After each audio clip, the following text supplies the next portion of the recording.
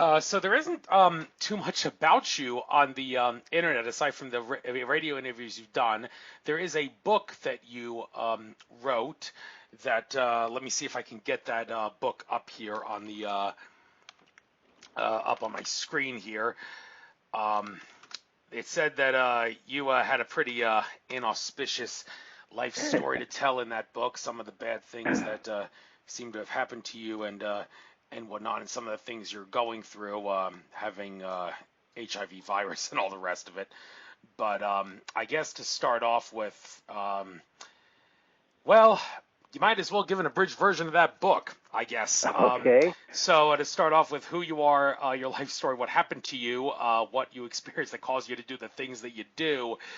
Give us a nice abridged version of everything that you wrote in that book, and then we'll go from there. I got my notepad by me to jot down anything I hear that I may find interesting that's worth elaborating about, and then we'll talk about a lot of spiritual stuff, I'm sure, as the interview goes. We don't have to go a full 2 hours if you don't want to. People do have lousy attention spans, so maybe we Right, could right. go less than that. But if you want to go full 2 hours, fine. I can end this show at well, actually, I'd prefer to end it around 8 o'clock, so I can. I was hoping you'd be here at 6, so I could catch the sunset. But 8 o'clock will be the max that we go. So if you want to end it sooner, just let me know. So your life Okay. story, your bridge version of your book. You got the floor. All right. Well, I was born and raised in Santa Barbara, California, and my grandparents lived in Goleta, which is a neighboring town, and they had come out from Kansas in a covered wagon. So they were pioneers, and they had a ranch in Goleta, and my parents were both alcoholics and probably bisexual. That's about as close as I can come to figuring it out. And they drank a lot, and they had friends up from Hollywood and all that, and I just considered it a normal life until I went over to somebody else's house when I was a kid, and realized that it was not normal, it was abnormal. And so eventually I got wanderlust and ran away from home at 18 with my girlfriend, and we packed the car and drove to Los Angeles not knowing where we were going to light. And we ended up in downtown Los Angeles and getting an apartment there. And we were there for about 3 years, and one of the things in the book that I talk about is having been arrested because I had gotten a ticket for my 57 Chevy taillight being too low, tailpipe hanging too low, and so I hadn't attended to it. I was very irresponsible at the time, and the car was towed, and then I was driving her little Volkswagen with her one day, and we got stopped for something, and I was arrested. And they wouldn't explain anything. They didn't say why I was being arrested. They just put me in handcuffs and took me to the downtown Los Angeles jail. And interestingly, I was in a very small little holding area, probably 4 by 4 feet, if that, and it was all metal. And then the door opened into the inner sanctum of the jail where there was a black guy at a desk, and then they had tables and things like that. Well, I was thrown in with one of the Beach Boys, and I didn't know that. But before we had a chance to even talk, we started hearing screams from the other room, and we were both looking through screw holes in the door, so we could see what was going on. And there were 2 cops that were beating up a black man, and he was on the ground, doubled over, and they were kicking him and beating him, and there's blood everywhere. And the cop at the desk kind of looked the other way. And so after that happened and they dragged him off to his cell, that's when he said, I'm one of the Beach Boys, and we've had cops protecting us all the time. I've never seen anything like this. When I get out of here, I'm going to make this known. And, so I don't know if he ever did. I think it was Brian Wilson. I don't know if he ever did anything about it, but, I hope he'd managed to get that story out. So I wrote it in my book. And let's see, where are we going from there? Oh, Jesus. It's such a long and twisted story. Um, so LA was not where it was at, so I came back to my hometown of Santa Barbara, and I felt that this was when I was like, maybe 19 or so, and 19 or 20, and I felt that California was turning into a police state. Now, don't ask me why I saw that, but that's what I saw, and I saw it coming. And of course, since that time, we've had major events taking place that have hampered our freedom significantly, and we just keep rolling over and taking more. So I wanted to get out of California, and my mom knew a friend of hers who had a house he built in a little tiny village in Mexico called Loma de Monterrey. No electricity, so I drove down there, and I stayed a month or so with Neil. And his house was nice. It was elevated up off the ground because there were scorpions and things. But it was a really awakening experience, and I also realized that I did not have the being to hold up that kind of lifestyle. I was too accustomed to the ways of living in California, and the easier life, and I just couldn't see myself staying there and teaching school or doing something to remain. And so my mother came down, and we drove back and had an interesting trip back to California. Let's see.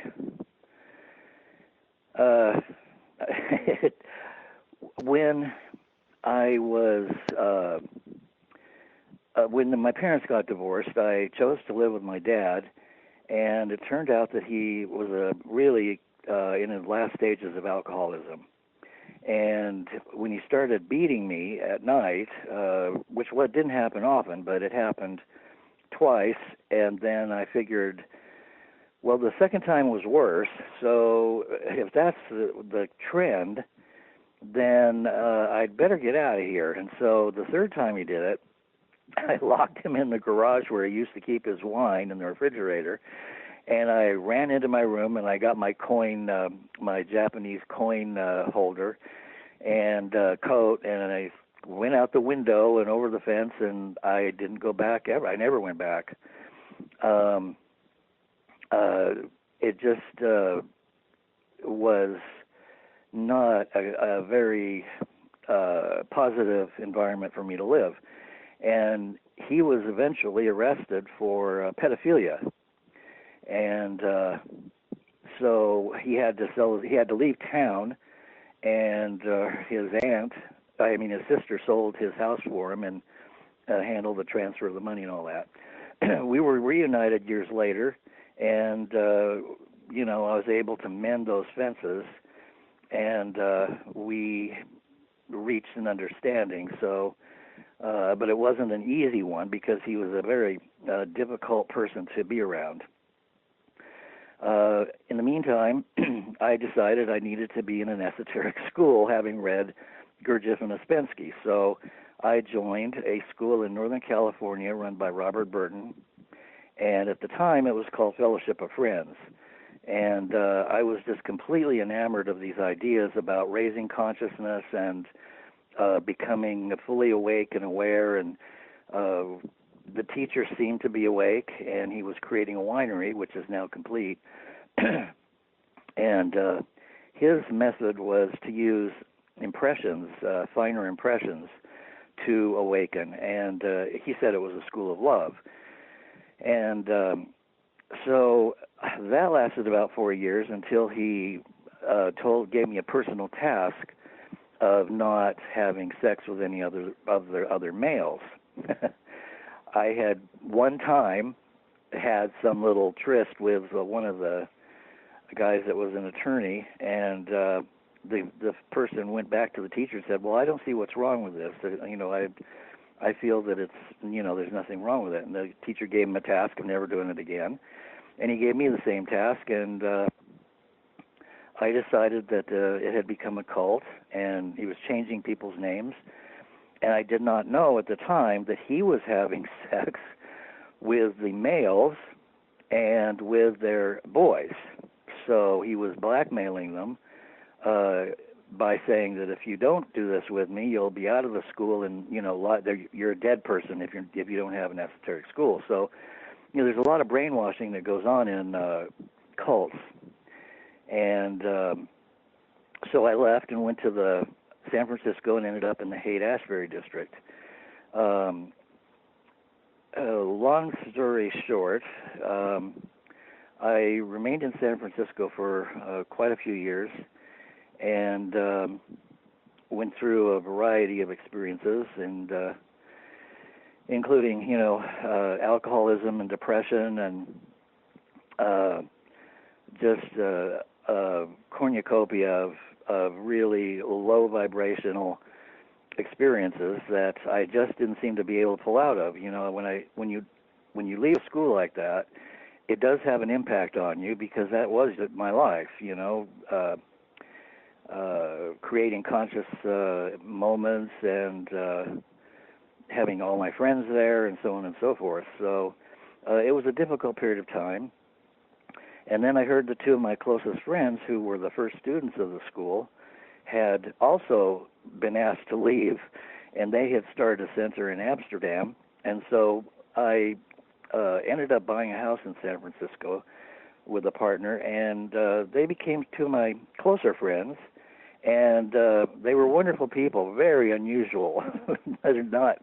He was kind of like a leprechaun, and he'd carry his dogs around in a handbag or in a basket, that wrapped around his neck.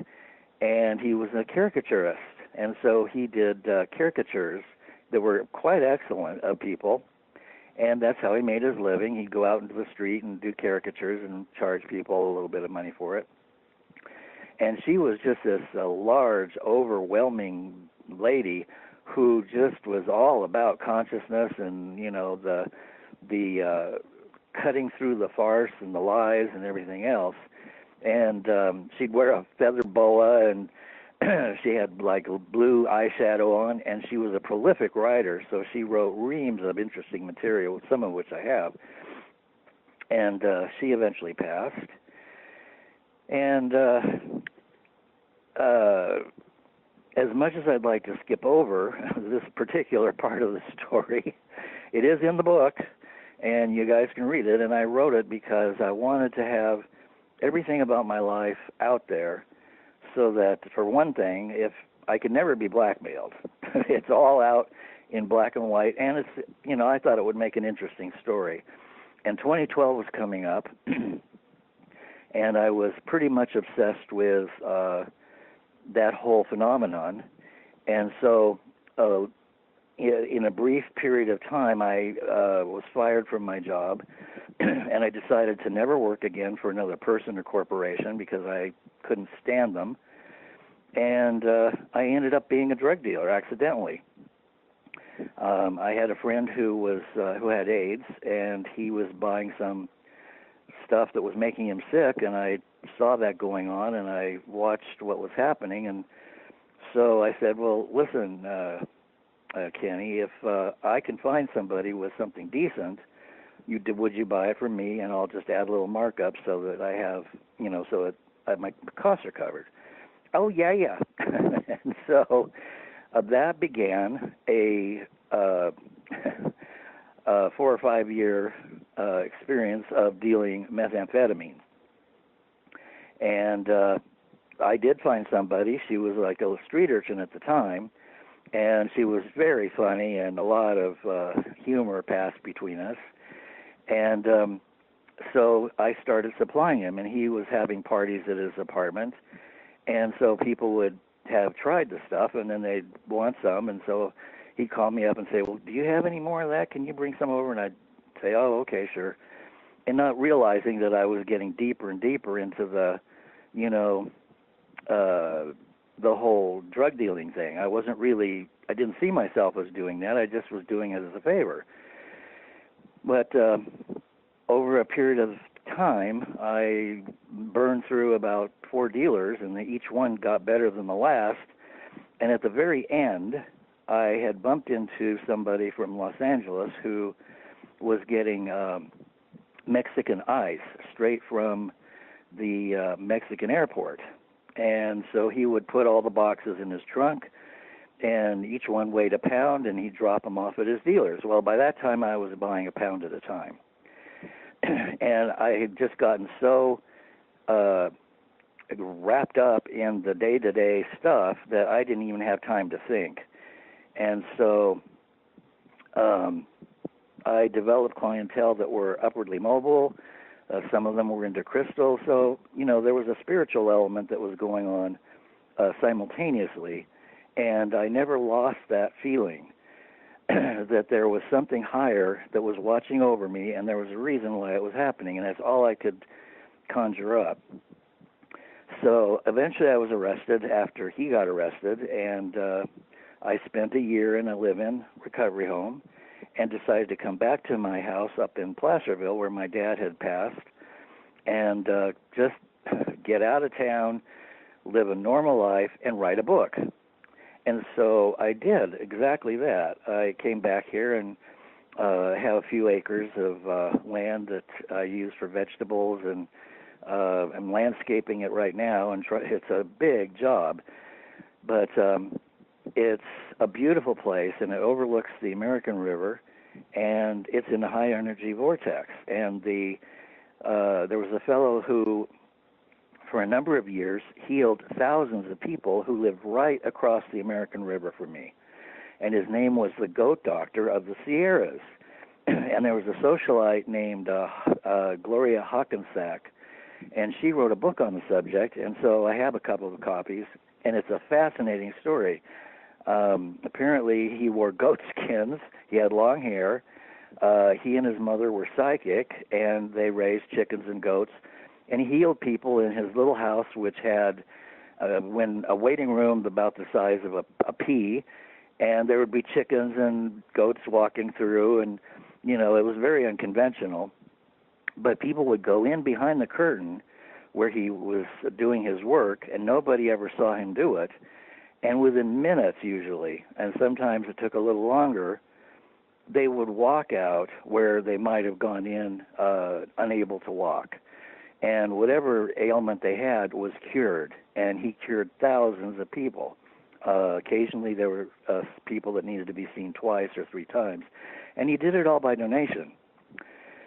So anyway, this is kind of an interesting area. So the Masons have a presence here because of the gold rush, and the Druids as well. And the Druids put a lamp in the center of town dedicated to Placerville, and it's at the center of a pentagon. So I'm assuming it's a good one.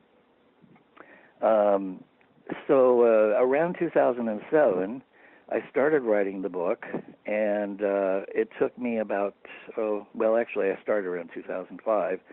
It took a couple of years of just writing and then letting it sit. And then occasionally I'd get an urge to edit it, and I'd see all the horrible writing that I had done, and I'd just exit out or I'd just, throw it away. And so this was the process, and it went on for a couple of years. And then I was able to self-publish through CreateSpace, which is a division of Amazon.com. And so my book is on Amazon, and it's not expensive, and I think you can get it free on Kindle. And, of course, a lot of the stuff is dated because this was before 2012, and I was talking to people like Barbara Hand Clow and, I can't remember his name now, Carl Kalaman, who had a different idea about the actual date of the shift, and so I was having as many people on the show as I could possibly get to talk about 2012 because I was absolutely fascinated by it, and I really did think that there was something major going to happen. And of course, as we know, if there was something major, it didn't manifest obviously to most people. I do believe that these things happen precisely, and that if we can't see it, it's a lack of vision on our part, and that these things are going forward whether we know it or not on the invisible realms. so about the same time, I got a email from Don Newsom, who is one of the twins that owns BBS Radio, and he had said, would you like to do a radio show and be a host? And he said, I've read some of your stuff on the internet, and I like it, and, I'm inviting you to be a radio show host. Well, my first reaction was, I can't do that. I've never done that before. And then I gave it overnight to think about it, and that was about 12 years ago. And I thought, if I don't do it, I'll always wonder what might have happened. And I'm telling you, I am so grateful that I was able to be guided, or to guide myself, to make that decision, because I've talked to some of the most wonderful people on the planet. And, my first guest was Jean-Claude Coven, who wrote Going Deeper, which is an incredible metaphysical book. And it just kept going on from there. And I just stumbled into some really good guests. And if there was somebody that I wanted to talk to, like Michael Tessarian, I would simply write him a note, and he's been on the show. And all the people that I've wanted to talk to, pretty much I have contacted and have talked to during the time that I've been on BBS Radio. And it's such an incredible experience, as you know, to be talking to somebody, and for me, it's an education. I didn't ever get a college education. I had a couple of years, but for me, the really important education is in the spiritual aspect and the metaphysical and the invisible realms. And that, to me, is where it's at, and it always has been. And that was why I went into an esoteric school, because I wanted to know what the truth was underneath everything. And I can't say that I found it, but I found a few little pearls, and you just keep knotting those in your necklace so that you don't lose them if you drop them on the floor. So I went ahead and did the radio show, and I was simultaneously writing the book. And I self-published, I think, a year after that, and I wrote about some of the guests that I had on the show, and it was really kind of a testimony to getting sober, getting clean and sober, and to considering the possibility that 2012 just might be a time when things could turn around, and because I was convinced that was going to be the case. So it's gotten a lot of great reviews, but I am a terrible marketer. I don't care a lot about money. And so those two things together combined kind of kept me from pushing selling the book. But it's there on Amazon, and you can get it for free on Kindle. So I've been here, that was about 12 years ago, 2002. When I came back up here. I guess that's 14 years ago or more. And I've just been refining the property and planting things and trying to turn this into kind of a Garden of Eden and a meeting place where people can come and just enjoy the beauty of the stars overhead. There are no streetlights, so everything is dark, and you can actually see the stars. And you can see this, not only the stars, but I have verified with many people there are unidentified flying objects, or floating objects, I should say, that are often outside above the horizon of the mountains, and sometimes they're higher, and sometimes they come in 2s or 4s or 6s, and they're lights. And they're obvious because my eyes just go there, and they float upwards, and then sometimes they'll go right, and you can see them moving, and then they'll go down, and they'll go left, up, any direction that you can imagine, and they move fairly quickly. So because they're floating and there's no noise, I'm just guessing that they are either some kind of advanced device that the government is using, which I doubt, or they are something that is completely foreign to this planet. And I do not know.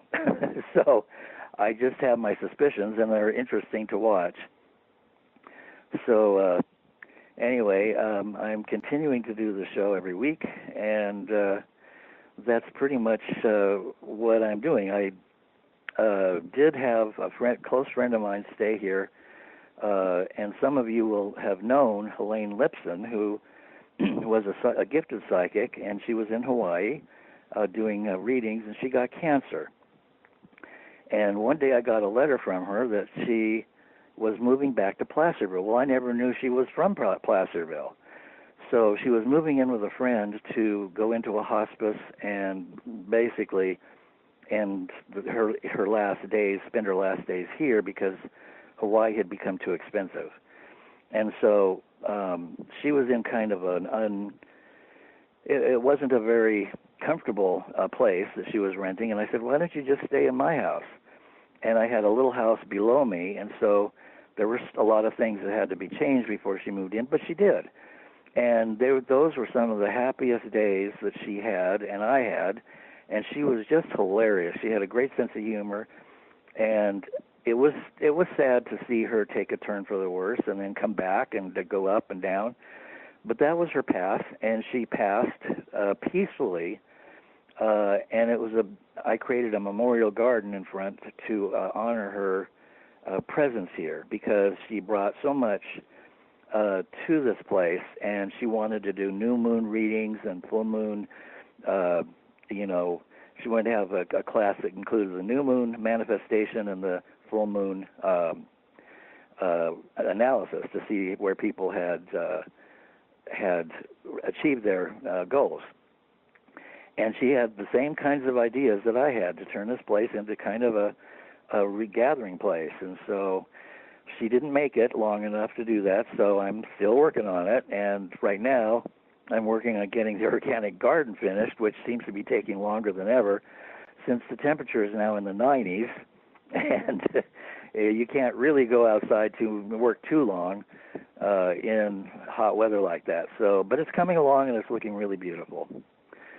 So that's kind of the long and the short of it. I probably went on too long about it.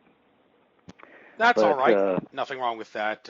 It's a blessing often when I have a guest who can just ramble on and I don't have to interrupt them. I don't like to do that. So, but it's a very interesting story to say the least that you've had a lot of things that I can relate to in that.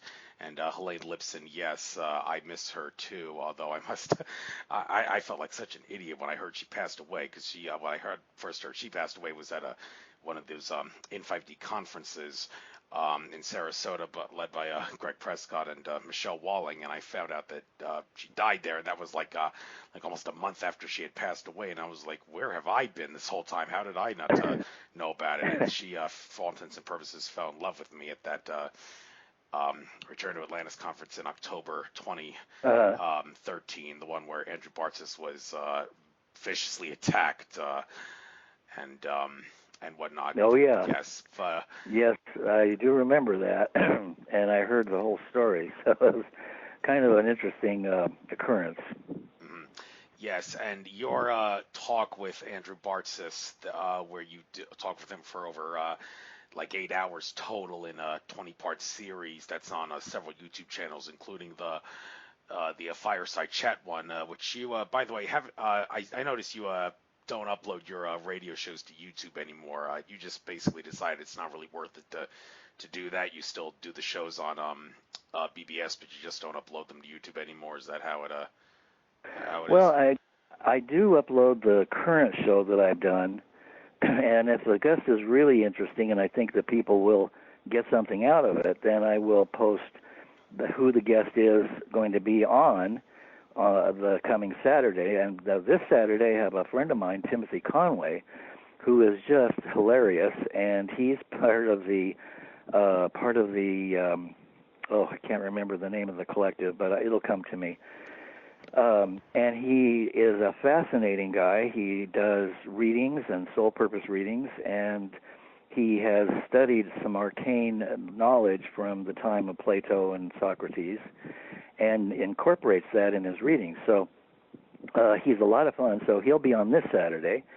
And I usually just post it once, sometime before the show, and then after the show, it's archived in the free archive. So all of my shows going back 12 years are there, with the guests' names. And all you have to do is go to www.afiresideChat.com and go down to the archives, and you can just keep scrolling through them until you find somebody that you want to listen to.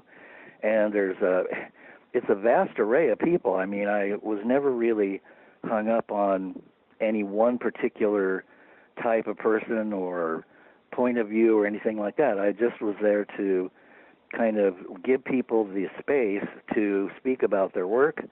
And to be honest with you, 99% of them have been just incredibly wonderful people to talk to.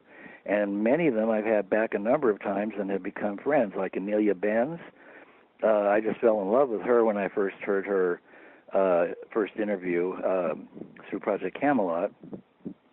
And Barbara Ann Clow, she's come out with 2 fictional books, which are quasi-fictional, about the Vatican and the Church and their doings and goings-on, and about a lot of other stuff. And they really are excellent books. And I just had Mary Rodwell on not too long ago, and she wrote a book that I find to be just wonderful about the new kids.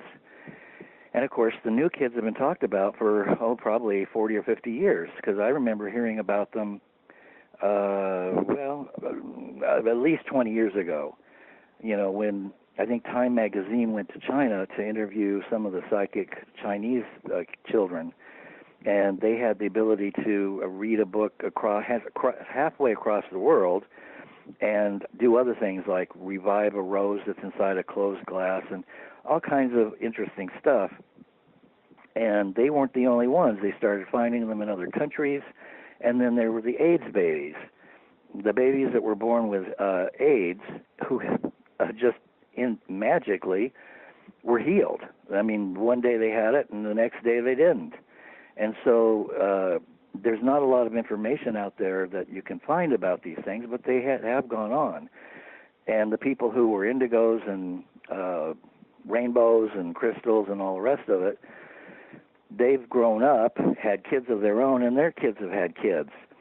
And some of them are now about, let's say 7 years old, and they remember their recent incarnations. And one of them was telling Mary that he had a word for it. It was some kind of technical supervisor for craft, UFOs, I guess. And she said, "Oh, what did you do?" And he said, "Oh, you wouldn't understand, Mary." So it's a fascinating book. And what struck me the most about it is that all of these kids that are incarnating to actually shift things into the world that we would like to have or choose to have, would not be incarnating if they knew that this was a losing proposition. Surely one must be given the information that one has to know prior to incarnating that the earth is going to be destroyed and Armageddon is coming, and so you can go in there and do what you want, but just be ready to leave. It's not like that. They come in ready to work and change the world, and there's nothing stopping them, and there's nothing, not even a peep about the possibility that they could lose. In fact, this one kid said that we have about a 97 to 99% chance of pulling it off this time. And so it's really quite hopeful. And in a world of, corruption and greed and secret projects and lies and deceit and, the degradation of the human body is probably the worst part of it for us. It's refreshing to hear that there is a ray of hope. Yes, it definitely is. And, one thing I hope for myself is, I heard you say you got invited as a guest on a radio show, I can't help but envy you for that because I am, for all intents and purposes, a stray radio host in distress, and I've been that way ever since Capricorn Radio suddenly went defunct. I moved to Capricorn Radio after moving off Blog Talk because Capricorn Radio didn't have to pay a yearly fee to go on that, and then all of a sudden that went defunct mysteriously, and Oh, Edward James Swagger, the guy who ran that, disappeared off the face of the earth for a little while, and when he came back, he wasn't wow. talking to anybody. So I never got any Whoa. answers for what was going on with that, and like if he was trying to like steal his radio show personnel's work, he didn't do a good job of it, and it wouldn't make any sense to Huh. do it that way. I don't know what that was all about, but anyhow, as a result of that, I have to do the shows the old-fashioned way, Skype to Skype, pre-record and upload to YouTube. And to hear you say that you got invited to be a radio guest when you've had no experience in the subject whatsoever, and I've been doing this on a weekly basis and a 2 times a week basis since 2017. I've been doing this since 2013, and I don't get any Wow. invitations like you did. I'm wondering, okay, where am I going wrong? Well, I say where am I going wrong, and I may have actually gotten a bit of an answer to that at some event that I was at, and I guess this is maybe worth talking about because you're a Yeah. zany mystic of sorts. Well, it turns out that when I was at a event at Delaware Valley University that was being held by some folks of the Awakened Conscious Human Evolution group, they one of the ladies who was presenting was giving people a reading of sorts, like which angels and guides are with them and what kind of energies they have. She Uh, said to me, "You've got a lot of unicorn energy, but I huh. sense anger in you." And I said, "Well, I actually like being mad. I like being mad in the sense of like Alex Jones of Infowars, like being mad, that kind of feeling." Right, Yes. right. And she said, "Well, from a law of attraction standpoint, that's actually hindering your progression." Uh-huh. So, okay, hopefully I've fixed some of that, and I'm in the process of trying to work that out, but I still can't deny that I enjoy the feeling of being angry, like having an iceberg on you and trying to get it off of you. I feel that energy is the kind that you need to beat the system of domination control, if you will, but if it Uh, really isn't doing me good, then I better stop it. Well, do you, by any chance, listening to all the countless interviews you've done, do you have any advice for me and anyone else that, from a law of attraction standpoint, is hindering their progress because they like being mad or aren't manifesting law of attraction the way they should be? oh, absolutely. And I have had to go through the same things that you're going through for years because when the chemtrails were first pointed out to me by a person who was living here, that was about 30 years ago. And she pointed up and said, "Look at the crisscross patterns," and she told me all about them. And I kind of nodded and I saw them, but I didn't see them. You know what I mean? And so it wasn't until 10 years later that I started actually seeing for myself. And I thought, wait a minute, she was telling me about these things. So I started looking up the phenomenon, and there was hardly anything on it. And so I joined a YouTube group. Actually, it was a Yahoo group on chemtrails, and there was one, but that Top was talking about it. And of course, today you've got Cliff Carnicom, you've got all kinds of people who are presenting information about what's in them and what they're doing. And of course, we don't have the big picture, but in any case, I every time I looked up, I just got so mad and pissed, and it was ruining my energy. I mean, it was really taking me down. And I thought, okay, that I can't do anything about this if I'm angry, because that's the energy that's a lower energy, and that is the energy that they want us to be at, because we're ineffective when we're angry, and anger also uses up the finer energy for consciousness. So if you're aware of this, then it behooves you, all of us, to watch where we have energy losses. And yelling and screaming and being angry are ways that we dissipate our own higher energy. It's like we have so much energy in our body every day. We're given like a deposit, let's say, and we can use that for consciousness in raising it, or we can use it just let it just willy-nilly dissipate. And most people let it dissipate through a variety of means, like unnecessary talk is one of them. If you listen to two people talking and uh, you really listen to what they're saying, most people are not saying anything at all. They're just, it's ego, all just regurgitating stuff that they probably told 100 other people. And that is one of the ways that we dissipate our energy, through unnecessary talk. Another is through negativity. And there are very many forms of negativity, including subtle negativity. Even sarcasm can be a form of that. So if we want to keep the higher energy within us and have it complete within the human ecosystem and have it transform into consciousness, it takes a certain kind of effort and self-observation and dividing attention. So I learned that I had to start working with controlling my anger, and to do that, I had to see that it wasn't doing any good. It was actually hurting me to express it. And so slowly I have been working with that idea that everything is by choice, and that's Amelia has said that many times and drilled that into my brain, and that whatever is happening because it needs to happen.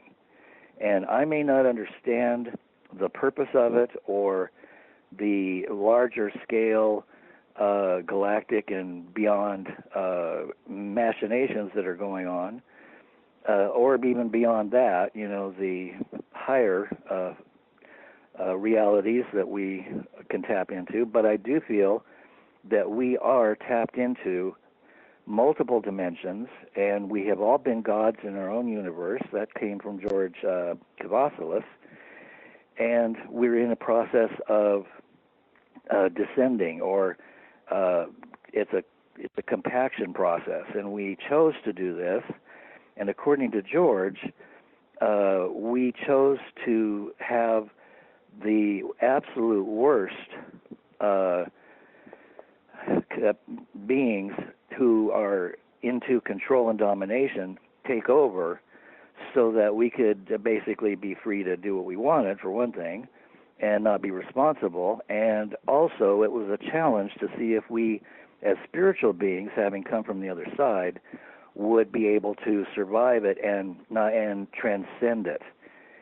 Now, I don't know if that's true or not, but it is a working theory, and I just kind of hold that in my working theory room, and until I find a better one, and then that one goes to the top.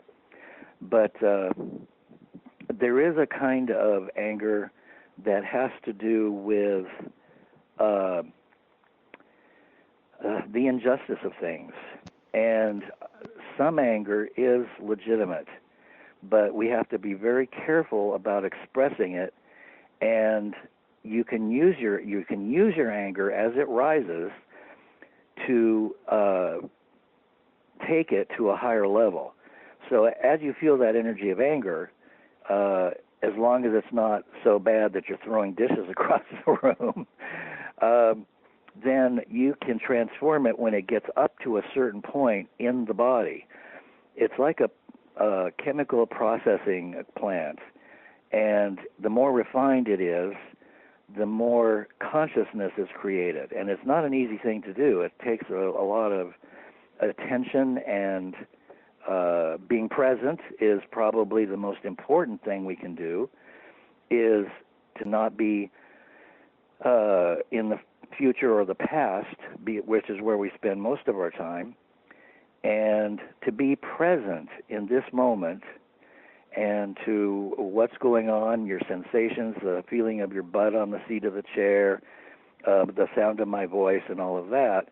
And if you become truly present, there's nothing like it, because it's the only moment we have. We don't have the future, and we don't have the past. We know it's coming, but the future will look like our present. So by being present, it kind of guarantees that we will have presence in the future as well, and we'll need a lot of presence with events that are coming up. Does that help at all? Very much so. I could definitely take some of that advice and and go with it and look back on what you just said if I ever find myself getting mad when I probably should not be. Since I mentioned Right. should, I think I remember a comment you once posted where you were kind of trying to disagree with me when I don't remember the context that I specifically said the word like you should. Maybe it was the title of a radio show I did, and you are of Uh, the like camp that says you saying that you should is kind of not the right way to go. Well, I don't know. I watched Mark Passio give a presentation once where he said people who say that you should not say you should, aside from being hypocritical in the statement in and of itself, it is, well, that's beside the point. The point is, he asserts that if the logic and the facts and the information shows that there is a best way to do it without question, then not doing that best way is being flat out stupid, and therefore everybody should definitely say you should do it that way because if you're not, then you're stupid. So where are you making the assertion that you should not say you should whatever when Mark Passio says, hey, don't be stupid. If the facts say that that's the best way to go, then yeah, then you should do it that way. well, of course, I can appreciate the argument, but it sounds like ego to me from Mark Passio, because that's like playing God. When you tell other people what they should and should not do, you are literally trying to manipulate them into doing what you want them to do because you think it's right. And Mark may be wrong. I mean, for one thing, each person has a different path. The should and should not business comes from our parents, and that has to do with female domination. And so the whole idea that we know what somebody should do and what they should not do is really an ego trip. And we don't know. I mean, a truly honest person with a look inside will be able to see, well, I don't really know that person should do that. And so it kind of removes the should, adds pressure to the other person's need to change, and then if they don't change, we get angry because they didn't do what they should do. And I just don't, I find that to be a little disconcerting that there are people who think that we should do this and we should do that. And I've heard enough shoulds to know that most people don't know what they're talking about. So, and as far as the best alternative arising, how does he know what the best alternative is? He doesn't. He assumes he knows, but there may be an alternative that goes beyond the one that he's been able to think about. And so I just prefer to work around that whole area in a more delicate manner. I may think in my mind, well, yes, that person should do this, but as far as manifesting it to that person, I will usually phrase it in such a way that gives that person more freedom of choice. Because, there's an element of guilt to should. Well, you should do this, you should do that. And then, of course, the person, oh, I know. And then it's almost like being lectured by your parents when you're a little kid, and then there's guilt on the part of the person who is either doing what they should do or should not do. And the person who's saying that you should do something is playing God. And we may be gods, but to actually play God and tell people what they should do, I've been in an esoteric school, and I think that's where I learned not to do what the teacher says we should do. They weren't all good exercises. Thank you for your elaboration on that. By the way, your nickname of Zany Mystic. First of all, why call yourself zany? Some might say that's a little bit of a turnoff because you're trying to suggest you're crazy if that's what zany actually means, although is that a flawed definition of what zany means? And second of all, mystic, that's kind of related to the word mystery, and people think of like mysteries as detective stories, but that's maybe a little stereotypical definition of sorts. Being mysticism has a lot more than just the potential of being a detective story. So can you elaborate on what zany mystic, the two words put together and each word separately, means exactly? Oh, sure, of course. Well, when I was in that esoteric school in the 70s, I got to know a woman that and her husband very well, and we continued our correspondence after that. And she went on and got her PhD, and is now helping young girls who have had traumatic situations. And she does a lot of really good and powerful work with children and young, in particular, young girls who have had devastating experiences. Well, we were both in a group called the Healing Friends, and I was invited to join the group by someone else, and she was the moderator at the time. And so I said, well, you know, I really don't, I'm not a professional healer. I do have healing abilities. And I told her all the reasons why I shouldn't be in their group, and all the reasons, and you know, and the reasons why I would. And she said, if there's ever been anybody who has the ability to heal, Lance, I have known you all these years, and you are one of them. And so I got on the group, which is about 20, maybe 30 people around the world who do pro bono healing, remote healing, and they submit people for healing to the group, and then everybody does their own thing. And most of these people have clinics and healing practices, and they're actively out there doing it. Well, so I've always been kind of a little off color about things. I have kind of a sense of humor that I've needed to use to stay alive, and I have a different view of things. And so it's a little bit zany, meaning a little bit kooky. And so I had been in the group about a year, and my friend wrote me back after one of my posts, and she said, you know, Lance, you're just a zany mystic. And something about that struck me, and it just felt right. And so I was about to go on to Yahoo and join some of the groups there, studying 2012 and other stuff. And I thought, well, I'm just going to use Zany Mystic. And so I used that, and I became like the Zany Mystic, and I used that in the radio show as well. And it kind of allowed me in those groups to have a persona in which I could say what I really thought and not be, you know, Lance White and be considered, you know, just another person who has opinions, and that's all I am, really. But it just kind of allowed me just a slight veneer to say things that I thought were kind of a little off the wall or off color, that might entertain or might enlighten or might be fun, you know. So that's the reason why I picked that. And then, of course, I used it for the cover of my book, and it works out to the number 9, and my name and birthday both work out to 9, so I'm a 999, which is supposedly completions. So I'm hoping that this is a completion of my life, and that this is the last incarnation, but who knows?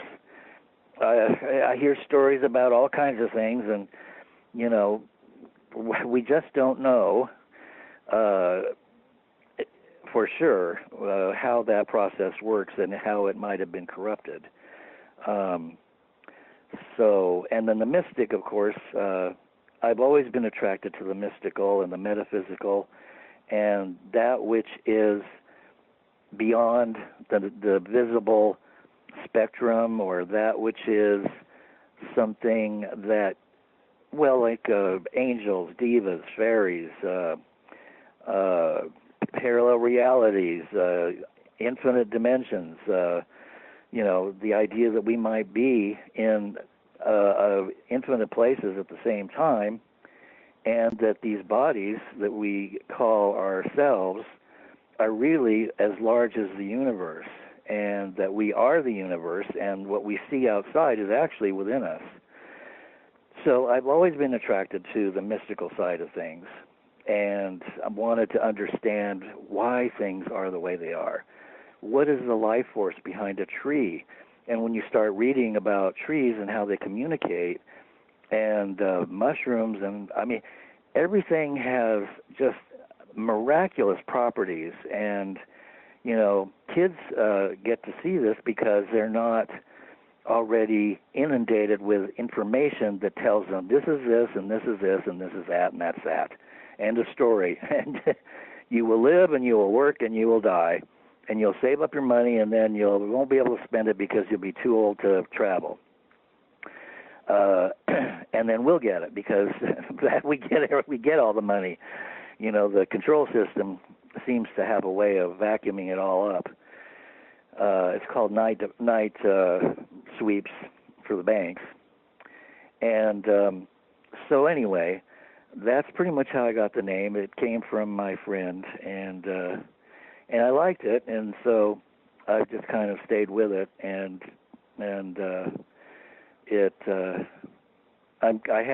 not using it as much anymore. I go by my own name on Facebook, which is Lance White, and but I think people know who the Zany Mystic is. So I'm always surprised when somebody does. I'm glad you enjoy still making use of the name every so often. Name is a rose and only smells as sweet as you are, even if it's a nickname or whatever. So, but another thing about you that I think we might as well talk about, because you have experience with this, the whole HIV/AIDS thing, because you are HIV positive. I remember reading in David Icke's book, Children of the Matrix, he makes it clear that we have been fed one of the biggest lies ever regarding the AIDS and the HIV virus. In reality, the HIV virus is an extremely weak virus, and it can easily be treated. Just ask Magic Johnson. I mean, he's doing all the right things. What really gives you AIDS is not the virus, but the treatment that Big Pharma and the medical system has imposed upon us, and thinking this is the only way that you can treat AIDS.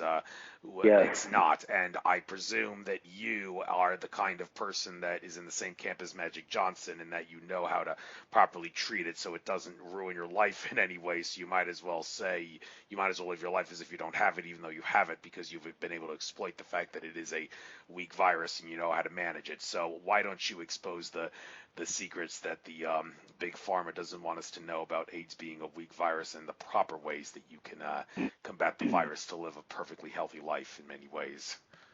Well, that's a great question, I have to say, and it's first I have to tell you how I got it, and it was in 1982, and I was living in San Francisco, and for some reason I had to go to the clinic, for something. I think I thought I had something, and as it turns out, I didn't. The sex clinic, where you have venereal diseases and things like that.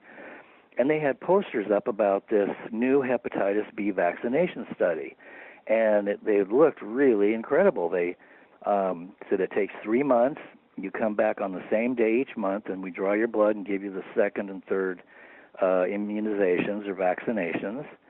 And it was being done in New York and in San Francisco at the same time. And you get free medical care and blood work for, an indefinite period of time. And that kind of appealed to me. So I thought, well, I'll try it. La-di-da, kind of like the fool in the tarot deck. I stepped on a lily pad, and I didn't know what I was getting into. So I hadn't been sexually active, so I know I was negative before I went into the study. And they gave me the first vaccination, and then took my blood, and then the next month the second, and the next month the third.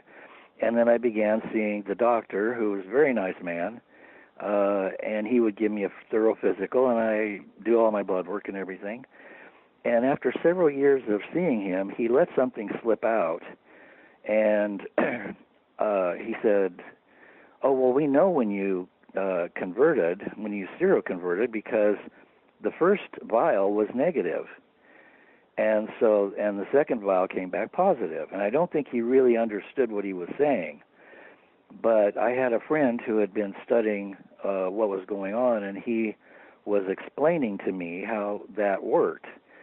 And so I figured out, and also there were books written on this later by doctors who figured it out, that for me, the first vaccination contained the live HIV virus.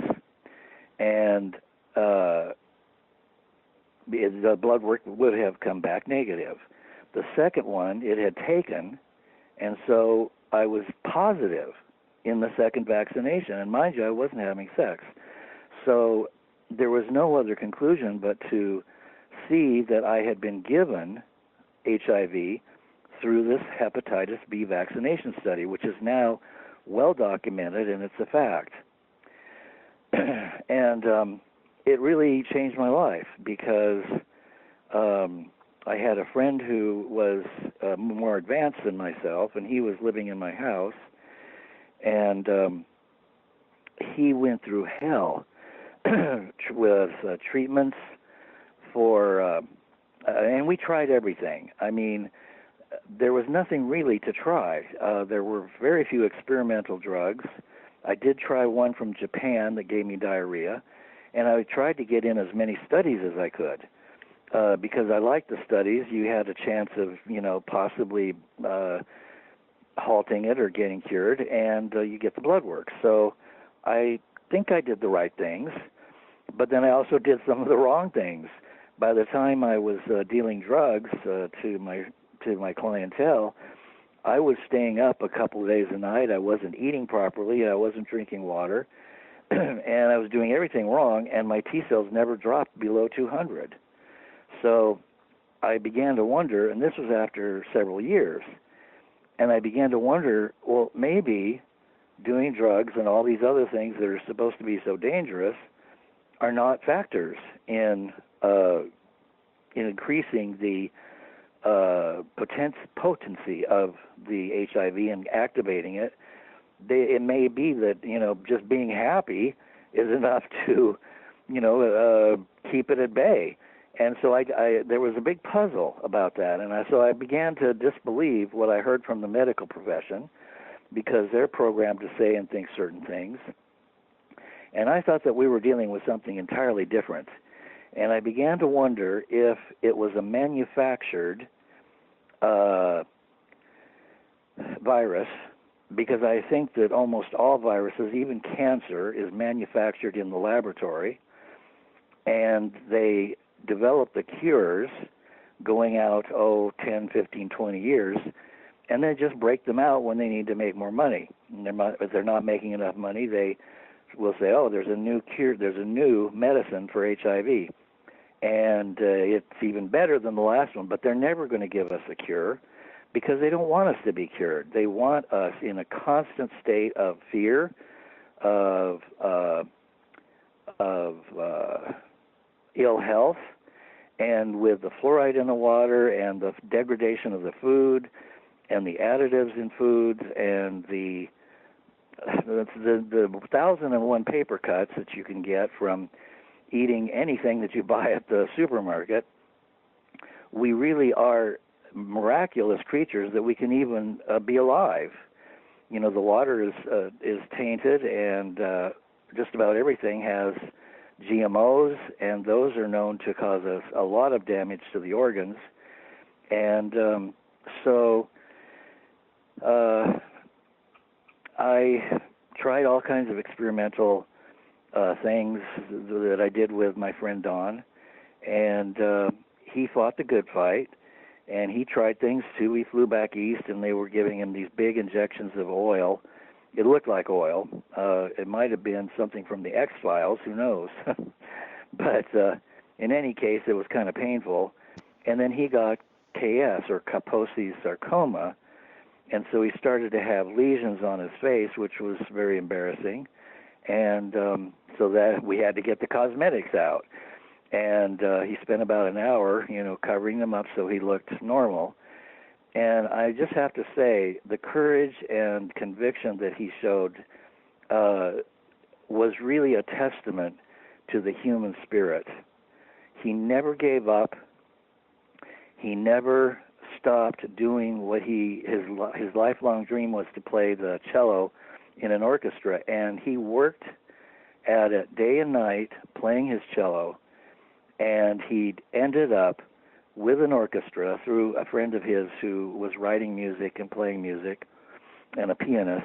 And I still have the recording of him doing his last performance, which unfortunately is a funeral dirge, and I can't watch it.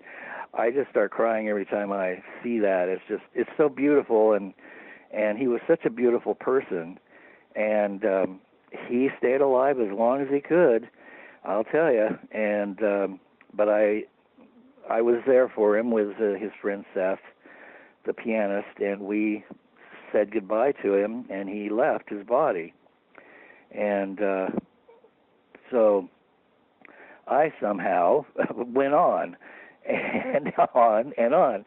And it's been 33 years, and no ties to the Illuminati numbers of 33, but it just happens to be 33 years. And I've had it that long, and I'm perfectly healthy. And for many years, I didn't take any medication because I didn't want to degrade or get my body accustomed to something and then have it not work. And there weren't many things out at the time, so for about 15 years, I was on no medication. And then, of course, I was doing the drugs and sex and everything. And that should have killed me. And I partially did it because I thought I was going to die. I mean, at 20 years having it, I thought, surely I can't live another 3 or 4 years, because nobody was living that long. And I had already made it to 20, and then I got to 25. I had maxed out my credit cards 3 times and paid them off, and I just got so tired of not knowing if I was going to live or die, and so I decided, well, I'm going to live. That's the stance I'm going to take. I am going to live, and that's how it's going to be, and you're going to live as if you have nothing serious wrong with you. And so that's really been the case ever since. And I do take a cocktail of medications that keeps it at bay. And I just consider that to be, my commitment to life. And I've tried going off of them periodically and doing a distilled water fast. But my doctor said, he said, did you go off your meds? And I said, well, I did just a cleanse. And he said, well, because you now have a viral load and your T cells have dropped a couple hundred points. And I thought, oh, shit. I guess I'm not going to cure myself yet. But I think we have the ability to cure ourselves, and I think that as time goes on, we will all see and understand how that works, and we will take control of our own health, because it's largely, we can communicate with ourselves and with the atoms and molecules inside our bodies. So all we have to do is talk to them, and because we are God to them, and they probably, people who drink a lot and do a lot of prescription meds, the poor cells inside those bodies must think, God, why are you doing this to us? You must be the devil. Why are you pouring these substances down and killing us? Please stop. And, people sit there drinking their martinis, 10 or 15 of them, and passing out. So there are a lot of things we can do to avoid degrading our system, and it's said that this is a living temple. So if we treat it as such, then as much as we can these days, then I think that we have a very good chance of being very healthy. No question we can. And another thing that switching gears, I wanted to talk about this. Was mentioned in passing a couple times in that 20-part series with Andrew Bartzis, and some of the people seem to. I don't think anybody's jumping on the bandwagon now that the person behind this is sitting behind bars. But that was the whole One People's Public Trust fad that came up back in the day when it was really popular, and people are Uh, realizing this isn't going to do anything except get wannabe sovereign citizens thrown in the slammer. I mean, in practice, they say the only way to beat the system is to use their own laws to beat them black and blue, because the system thinks they can do whatever they want, but in thinking that, that actually sets them up for their own demise, because that yes. means that they have to pass really strict laws to keep themselves in line, which gives us, the good guys, the opportunity to use those laws to use as checks and balances. For everything that they do that's tyrannical and corrupt, there is always, always, always a check and balance you can find. Oh, The yes, problem, yes. however, is that these sovereign citizen gurus that push things like One People's Public Trust are of the opinion that if you start using their own laws, then they've already won. I don't know where they're making that argument, but that's what they Huh. say. And these One People's Public Trust people, they are totally they don't act like they understand. You may be able to beat the rap, but you will not be able to beat the ride. And Heather Tucci Yeah. recently has found that out. I believe she was like standing outside the White House expecting Donald Trump to talk to her, and all she got was thrown in the slammer. And Yeah. well, yes. Well, is it fair to say that the whole One People's Public Trust thing was set up to fail, or is there anything we could actually learn from that, if anything? Because I seem to recall Rod Class in one of those many uh, interviews that he did, where Andrew Bartzis and him and some other people were in like a roundtable discussion. Rod Class did mention something about how the One People's Public Trust documents can be added on to like something that you're filing in with a courtroom, as a way of telling the courts, wink, wink, you've been foreclosed upon. We know that you actually are an illusion, and we're rubbing this in your face to do that. So maybe that might be a good purpose. But other than that, is it really something that's not worth jumping on the bandwagon? Do you feel? Well, for me, it isn't worth it. And I don't jump on bandwagons anymore. I used to, be tempted to, and there are a lot of good, very convincing arguments about uh, that present information in such a way that make you think that you can be empowered and sovereign if you do it. But really, you're opening yourself up to a myriad of problems. And,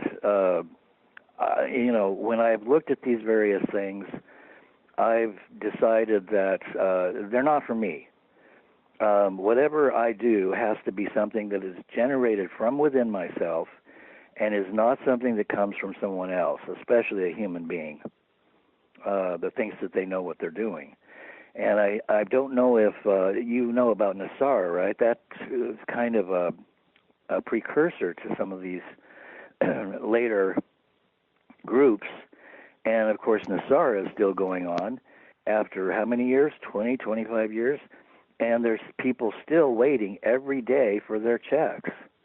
They still believe, every day they read the post, they postponed it today, but they're going to have the checks tomorrow.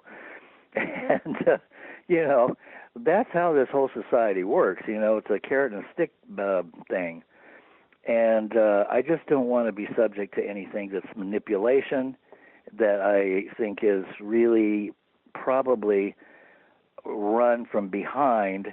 Because let's face it, the controllers, they're in everything. There's nothing that hits the mainstream media that they cannot be or are not in some way as a presence to manipulate and to take it in whatever direction they choose, if it should be necessary. I remember there was a wonderful movement that was, they had all the countries analyzed with how much money had been stolen by the bankers, and America had something like 16 trillion, and then somebody else has 50 trillion, and all that. And all that money was supposed to be returned. Well, that just kind of got swept under the rug. And so if people are looking for pie in the sky, I think that they're more likely to see a UFO than they are to see pie. But no, I would not join that group myself. Yes, you mentioned the Nasara thing. Now, a lot of confusion about what this actually is. I was at the ESETI conference, the yearly ESETI conference where James Gilliland holds on the ranch near Mount Adams in Washington State this past weekend, Oh, and nice.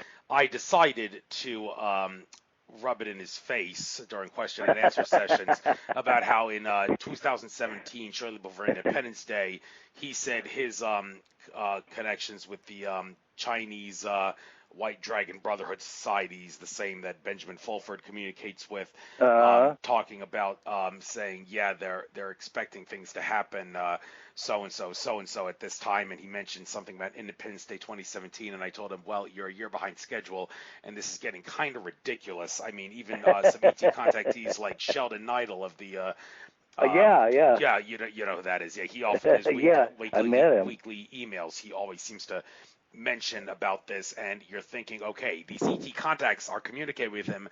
They seem to be genuine ET contacts. They're not fraudulent. They're not faking. He knows that he's talking to good ETs. They are doing something behind the scenes. So there is Right. something to this. But Yeah. and it seems that James Gilliland, what he was saying is they kind of underestimated the ability for the powers that be to potentiate the perpetual act of the fiat system to keep RV, NESARA, GCR, whatever you want to call it, from happening. But it Yep. is definitely in the works, and it has to happen, many would assert.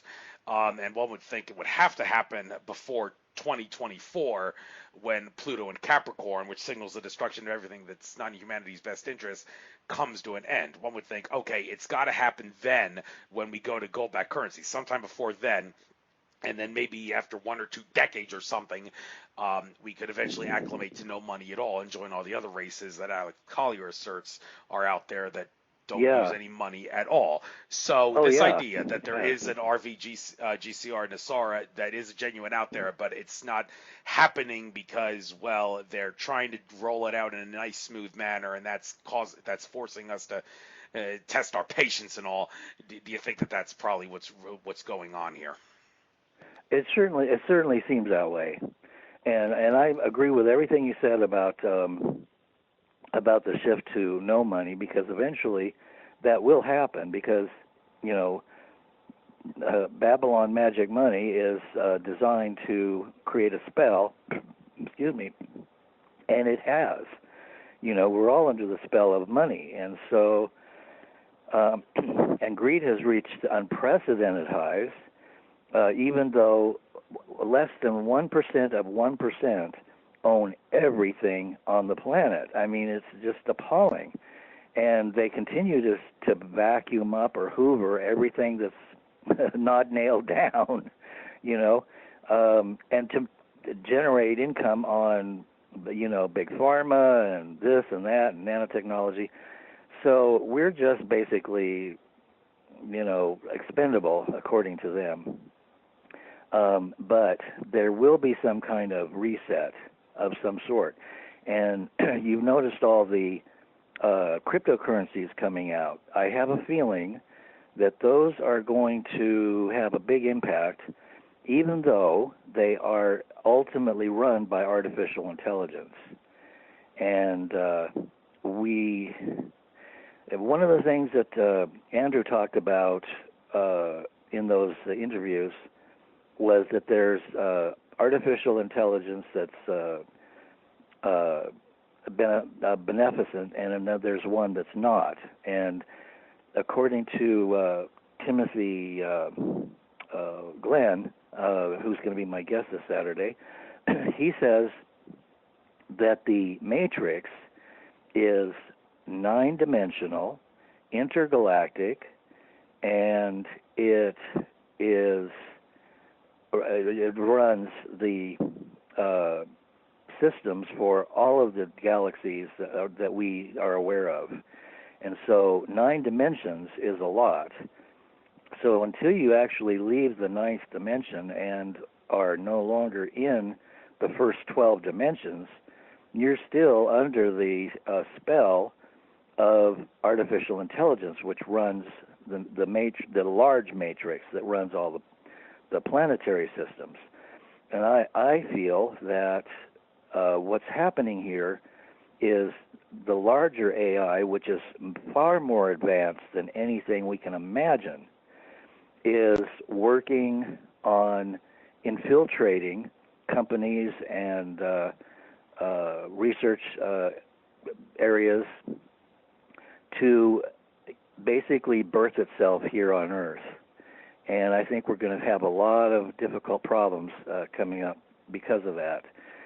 I don't hold a very hopeful view, even though if you've seen the movie, the series Westworld, the new one from HBO, it's really quite a lot of fun, and it kind of makes you want to root for the robots or the cyborgs because they're a lot nicer than the humans. And it's really a great show to watch because there's a lot of good information in there. But I don't think it's going to be quite so benevolent, and I think it may be something a little more like one of Schwarzenegger's movies where, there are time wars and battles that are going on, going back and forth in time to try to stop this and start that. And, that's always such a messy thing. Yeah, since you mentioned the cryptocurrency, people have a lot of debate on whether or not this is whether it's a good medium of exchange. I heard somewhere that Bitcoin it has a bad router or something. Do you know anything about what that is? Like it may not be a good medium of a form of exchange because its router system isn't very good. Do you know that was a while back when I heard that? So I haven't been following it as closely as other people do. And if somebody sends me a link, I'll check into it. But there's one person that seems to know a lot more than anybody else, and he believes that AI is benevolent and that it will be a positive force. And of course, we all have our own beliefs. We're all entitled to believe what we want. But from the evidence that I've seen in 67 years, most likely the first reaction to things is going to be things will be used for increasing domination and control, and then there may be some benevolent uses that come out of it as a result, accidentally or seemingly accidental, because there are forces that work behind the scenes that are behind all the control and domination forces. So, and I think that they ultimately have the keys to the kingdom. And I'm not talking about gods. I'm just talking about the universal energy, the 0-point field. But no, I don't know about that of the router or anything. And it's still in its beginning phases, and there are so many new coin things coming out that it would be hard to tell. Well, for one thing, I don't have any extra money to invest. I live on Social Security. So, I mean, if I had an extra $5, I even overdrew my account this month, which is just awful. It was preventable, and I have vowed not to let that happen again. But when you live on Social Security, you don't really have a lot of money to invest in cryptocurrencies, and they drive themselves up so quickly that only a person who is making six figures can really afford to play around with that kind of stuff. yeah, I haven't jumped on the bandwagon quite yet myself, although I am buying gold and silver every so often. Hopefully that's a good idea. Work out in the end. Looking some of the guests that you've had over the many years, I actually have your YouTube channel up where you've uploaded all your shows dating back 6 years ago and whatnot. A lot of interesting names I'm seeing here. Some of the people, different opinions of than others. Well, first of all, a couple of these people, maybe you can help me understand why some people are like this, because you've interviewed so many people like John Lamb Lash. A lot of people say don't obsess about his work too much. You don't really want to focus on negative stuff, but he's done a lot of good stuff with the archons and whatnot. But asked him to come on my show once, and he actually said the medium is not appropriate for me. Offer declined. And I'm thinking, oh come on. I mean, do you think you deserve to be treated like a king or something? I mean, do you not want to help Oh out yes, like the little guy or something who doesn't get a big audience just because he does 2 hour shows and people have lousy attention spans, which isn't my fault. That's not the reason. It's not my fault. My shows don't have a big audience. It's because people don't have good attention spans. That I have to do 2 hour shows, and he looks at my audience and sees, well, you don't have such a big crowd, and you're just do Skype pre-record, so I don't want to come on your show. I mean, that kind of attitude, that we can't have yeah, that. I yeah. think in this kind of a day and age where we need to have all people of different types come out and talk about things. I mean, do you have any idea why some people are like that? And maybe you remember when you interviewed him 6 years ago, or whatever. Do you sense anything that maybe would say that, like, yeah, this he may have some flaws or something? Could it be that he focuses on Archon so much that may have been his demise, if you will, in that regard? I think I think that's absolutely true, and he's been involved with the Greys as well. And I did get through the show, and I felt he had a tremendous ego. And I read it, but I had him on there because I liked his book. I liked the way that he kind of simplified that whole Sumerian tablet thing. But he is. I don't ordinarily talk about my guests, but I'm going to do this with you because it's time to let the truth out. I was in one of his groups that 6 years ago, and he was the captain, and everybody else was a scullery maid or a kitchen helper or whatever. And he ran that group just like the captain would. And he had a woman who was doing all of the work on the group. She was the main assistant to keep the group running. And he wrote a letter to everybody that was absolutely scathing about this woman, accusing her of everything under the sun. I mean, it was just a horrible, vicious attack. And it was uncalled for to send it out to everybody so that everybody could see it. And I thought that was a really low-life thing to do. And so I left the group, and I talked to her for a while afterwards, and I got his posts, and I read them, and I just thought, this is a man who is damaged, and he believes that he is like God in his own universe, which we all are in a sense, and but he's taken it to another level of ego, and he can be a really vicious commander, and then he uses the excuse that he's just being the guru, that all of that viciousness is just to wake people up. Well, I don't buy that. I don't think there's any excuse for treating a human being like crap and raking them over the coals and then sending that letter to everybody, probably including the newspapers. He was mad about something, and he used that to that's a good example of being mad and losing your energy. He lost his cool, and he said things that I thought were really terrible and uncalled for. So that's the last dealing I've ever had with him, and that's fine with me. Yes, some on I guess a related note, another person who people think has lost his marbles in recent times, Santos Bonacci. I actually had the privilege Oh of yeah. interviewing him on my show and debating the flat Earth theory with him. It's a very interesting story there because the week before I had Alex Ansari on my show. And he a couple times in the interview said, people email me about certain things, and some things I want to hear, other things I don't, like flat Earth, don't want to hear anything about it. And I was thinking after that, okay, well, I don't want to hear anything about it either. Well, I spoke too soon because I found out Santos Bonacci was going to be my guest next week, and it wasn't until 3 days before the interview that I realized that Santos Bonacci had joined the flat Earth camp. So, like a college student Oh, cramming for a test, I actually had to watch a couple of oh flat Earth my. presentations because I knew I was going to have to debate him about this, because that's one of my specialties, debating people about things to bring out contradictory facts and whatnot. And my listeners Right. weren't very impressed. People were more than welcome to listen to what he had to say about it.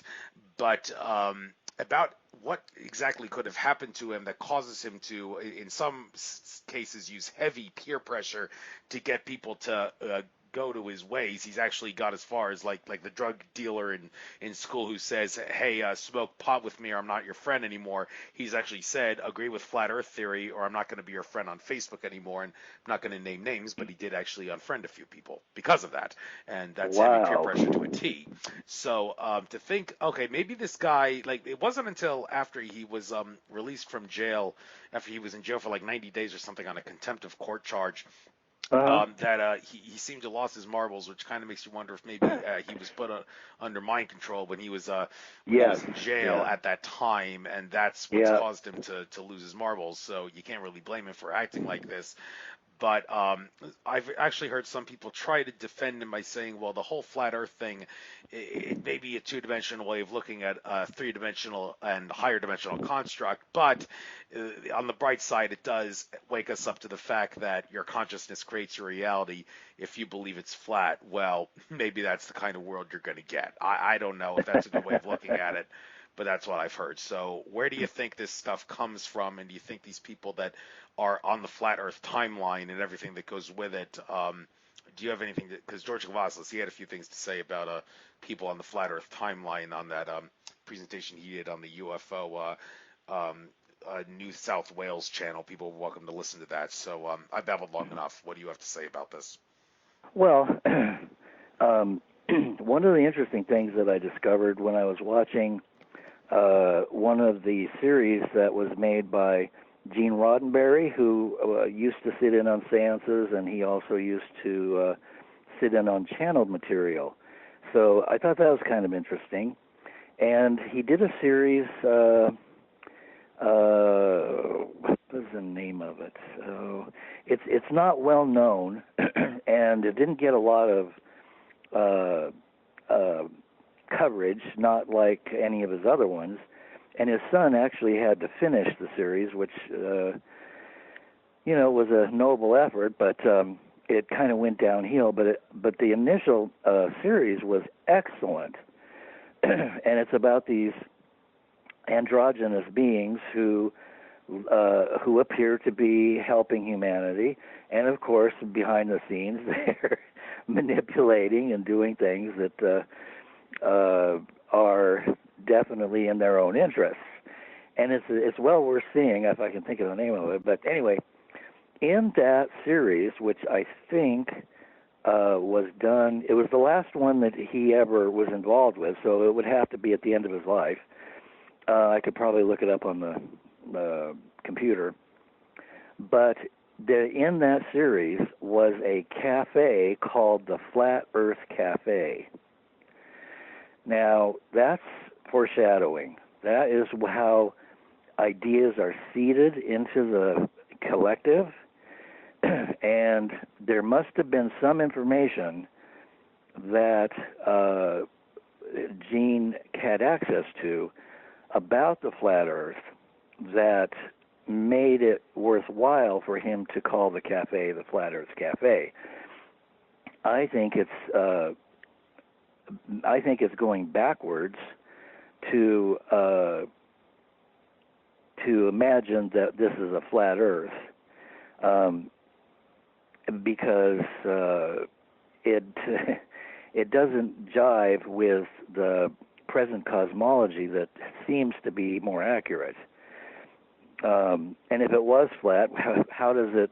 What's it doing? Where is it? Where is it? Is it floating? Is it on a turtle's back or what? So I've never really been very taken by that whole idea of the flat Earth idea, and it seems strange for Santos to, because what he was teaching was about the essence of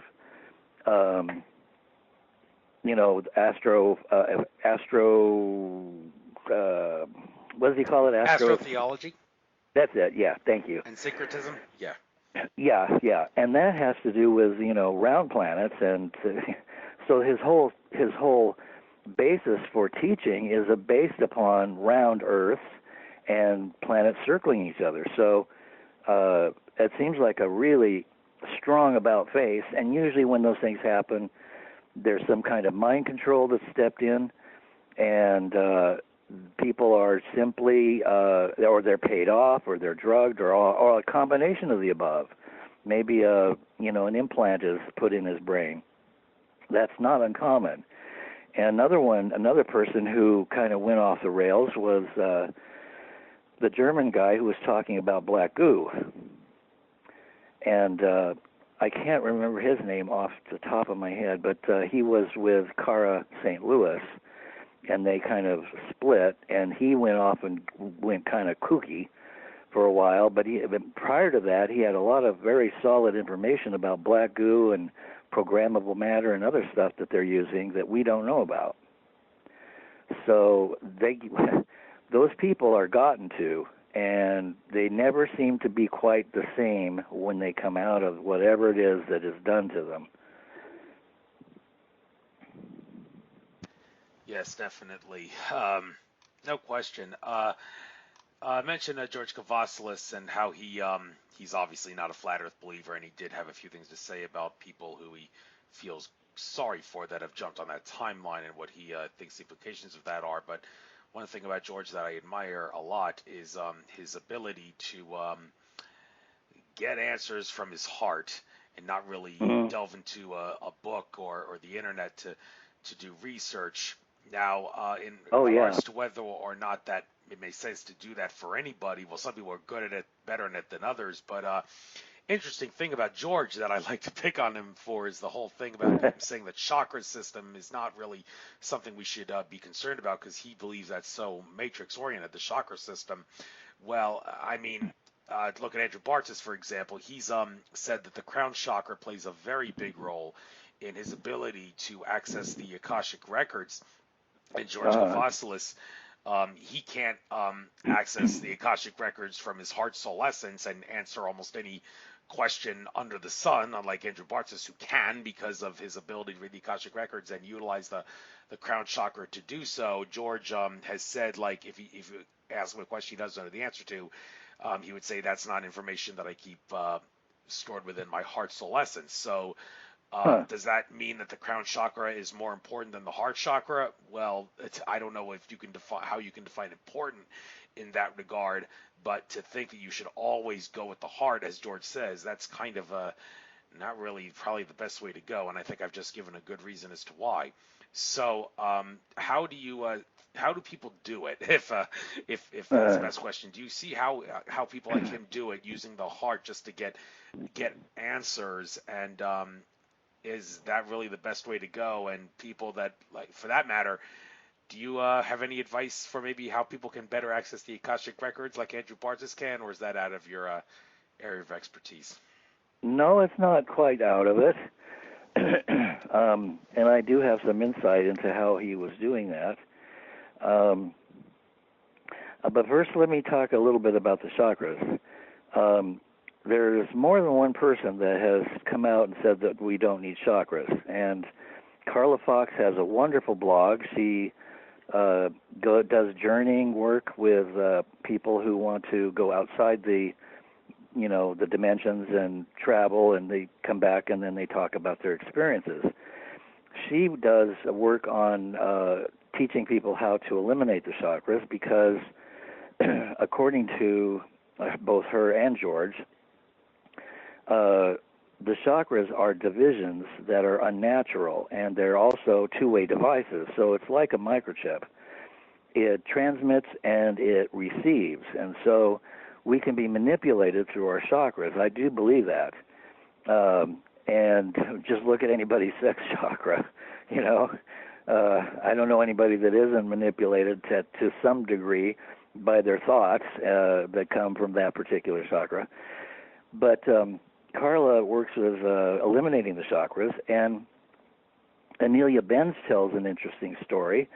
She said that she went to a psychic fair once, and the psychic was, trying to read her chakras, and she says, I don't know what's going on, but I can't seem to find any of your chakras.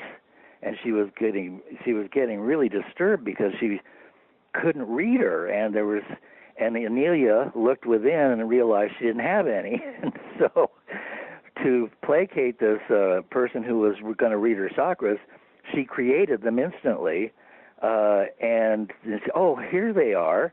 And she said, I have never seen more beautiful chakras in my life. And so she got her reading, and then she kept them in there for a while just to see, what would happen. And she didn't find that she needed them, so she just removed them. And so I think that the chakras are an ancient system of technological control. And the more chakras you have, the more divisions there are. We're trying to become unified in the unified field, which means unification of everything. And so there are people in the New Age movement saying, well, we're going to have 12 chakras when we evolve.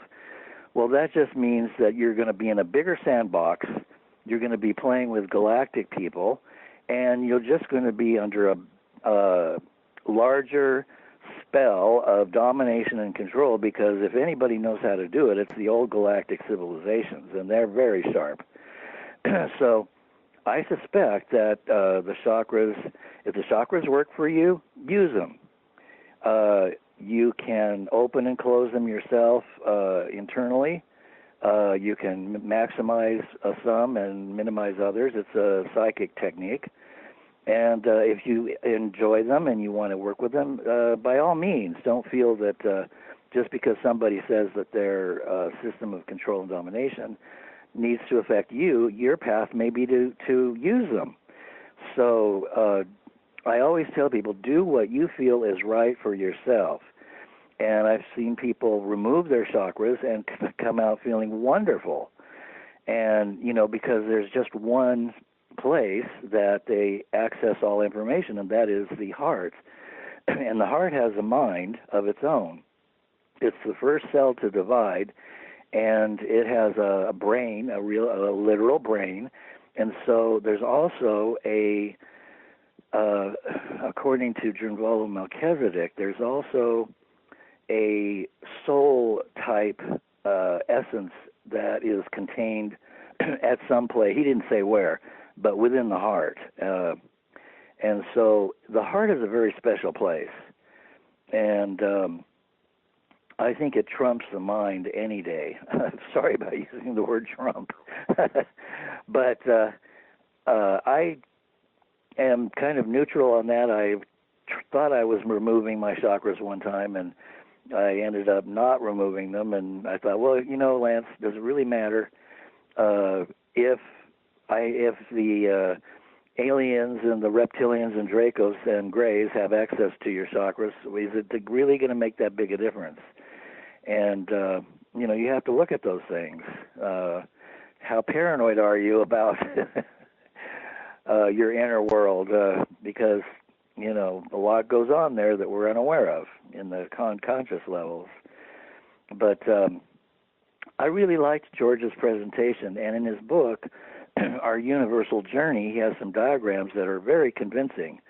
And I was fortunate enough to know George at the time he had written his book, and his editor dropped out.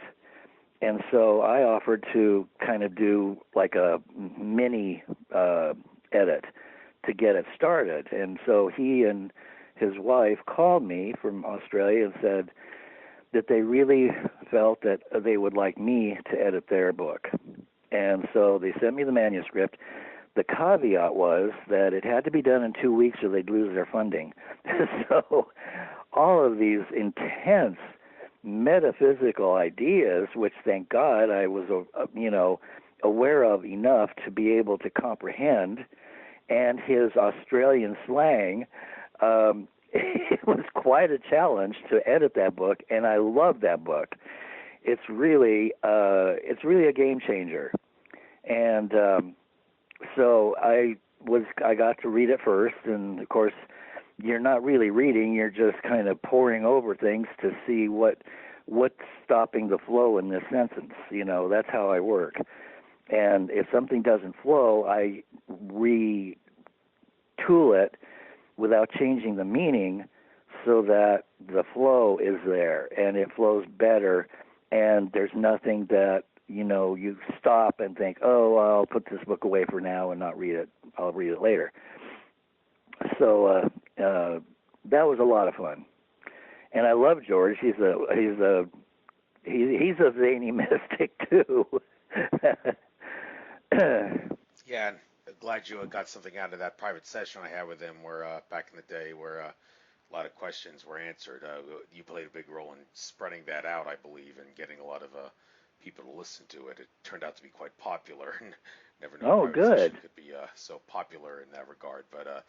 But anyhow, well, I guess I'll bring the show to an end. You can take the last couple minutes here to get out anything you like, get out any contact info you want, and also plug your radio show again. You already did, but hey, do it again. It's the end of the show, so go Right. ahead and do that, and then we'll call it a day. And I wish you the best of luck and everything after you're done. So go ahead. Oh, same thing with you, Andrew. I heard one of your first interviews, and I just loved it. I love your just directness and your. I love the way that you interview. You don't pull punches. You just say it like it is, and you're not afraid to say anything. And I like your style. I think you have a wonderful radio show presence, and I'm really glad that you're out there. So I just wanted to say that. I was really tickled when I heard your first show, and I thought, that guy's really good. He's gonna do all right. And we didn't get to talk about Stuart Wilde, but I'll tell if you have me back, I'll give you the skinny or the dope on Stuart Wilde. Okay, so my radio show is a fireside chat with Zany Mystic, and it is on BBS Radio. And if to access my page, you just type in www.afiresideChat.com. If you want to go to some of my older shows and the interviews with Andrew Bartzis and some of the interviews that I've done myself on other shows, there's a YouTube radio channel set up, and you just type in Zany Mystic Radio. And the person who set it up got called away to Africa, so he was unable to upload all my shows. So if you want to go back in time and listen to any of my shows going back 12 years, they're all there freely to listen to in my archives. And so there's some wonderful people, and some that some of them are just priceless. Where there are revelations on the show. I mean, because it's live, anything can happen. And so that's what I love about live radio. And I'm on Facebook, and you can find me under Lance White. And that's about it. You can reach me there. Awesome. Thank you. Thank you very much. And well, for having you on again, let me make it clear, all that stuff I used to say back in the day about how I don't get the same guest on twice because I want to get a different guest on every week till the day I die, that was only when I was on Blog Talk Radio. Things have changed since then, and I'm willing to get people on more than once. So you see, whoever this wild guy is that you want to talk about, well, if I do have you on again, if you feel that he is worthy of having some chit chat about, then yes, I'll remember that and I'll keep that in mind. But there's a lot of other Okay. fascinating individuals I need to get on the I air, agree. so please understand that. And but I will keep you in mind and keep that you want to come on again. So great having you on. Maybe I'll see you at a future conference. Good luck on everything you do. Take care, and namaste. All right. Thanks a lot, Andrew. Thank you. Take Bye-bye. care. Bye.